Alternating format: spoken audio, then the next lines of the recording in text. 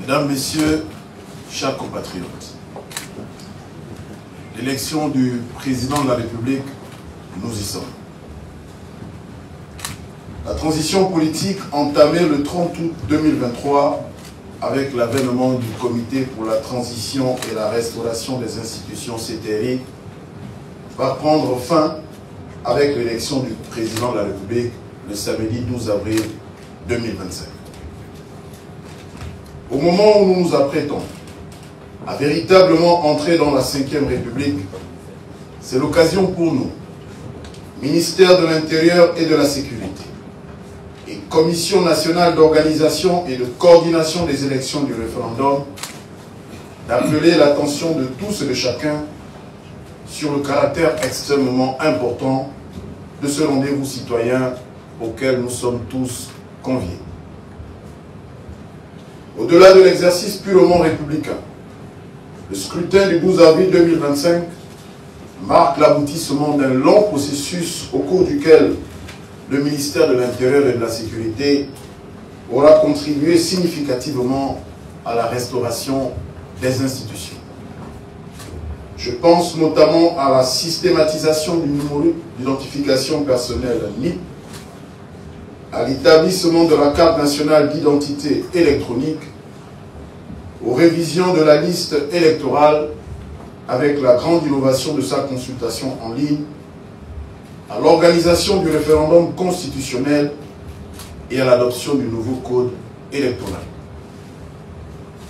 Mesdames et messieurs, ce samedi 12 avril 2025, ce sont 3037 bureaux de vote, dont 2941 sur le territoire et 96 à l'étranger, qui seront ouverts dès 7 h du matin et clos à 18 h.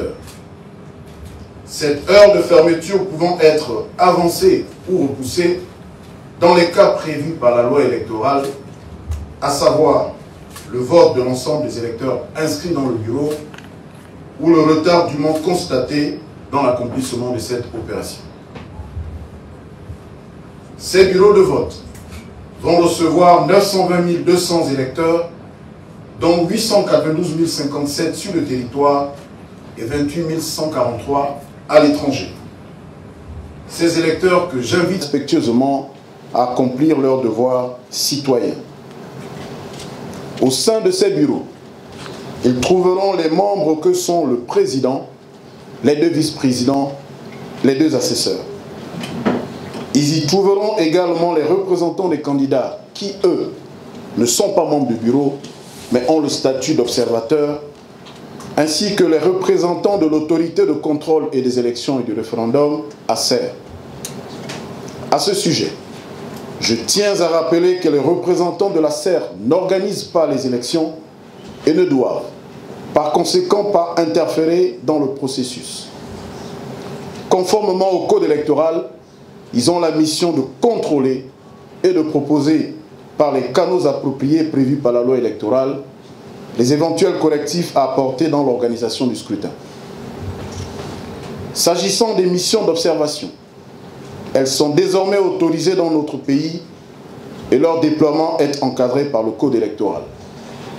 À ce jour, la commission spéciale chargée de l'accueil et de l'encadrement des observateurs a accrédité 48 missions d'observation à la fois internationales et nationales pour près de 2450 observateurs.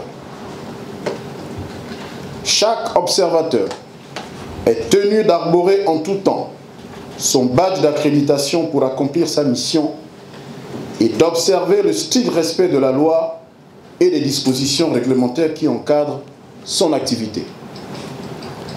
Les observateurs ne sont pas membres des bureaux de vote et leur présence dans ceux-ci est, conformément au code électoral, limitée dans le temps. En sa qualité de seul responsable de la police dans la salle de bureau, dans la salle de vote et aux abords immédiats, le président du bureau de vote peut expulser de cette salle toute personne qui trouble ou tente de troubler par son comportement la sécurité, la sérénité et la sincérité des opérations électorales. L'accès au bureau de vote doit donc se faire dans le strict respect de ces prescriptions. À cet effet, il convient de souligner que toutes les conditions ont été prises par les 88 commissions électorales locales sur le territoire et 25 commissions électorales consulaires à l'étranger pour faciliter le déroulement de cette journée. Ainsi, il me plaît de rappeler qu'à la lumière des dispositions combinées des articles 71 et 140 du Code électoral, l'accès au bureau de vote est conditionné par la présentation de la carte d'électeur.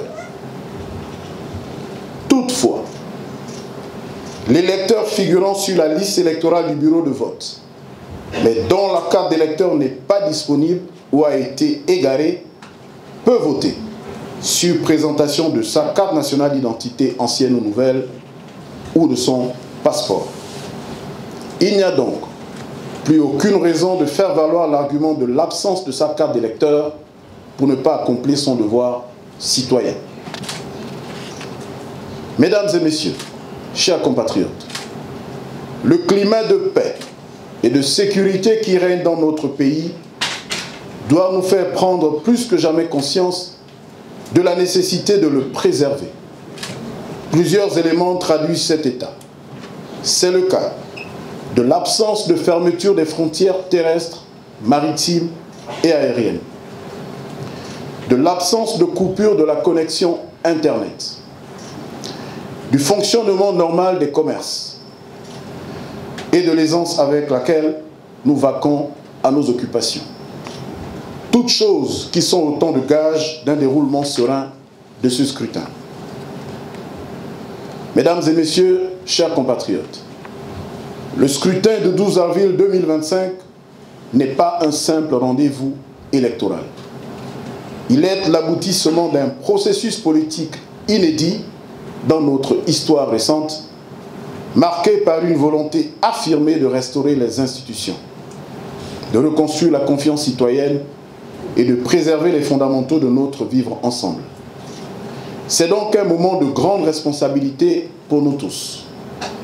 C'est pourquoi j'appelle chaque Gabonaise et chaque Gabonais à se rendre aux urnes dans le calme, avec discernement et dans un esprit de concorde.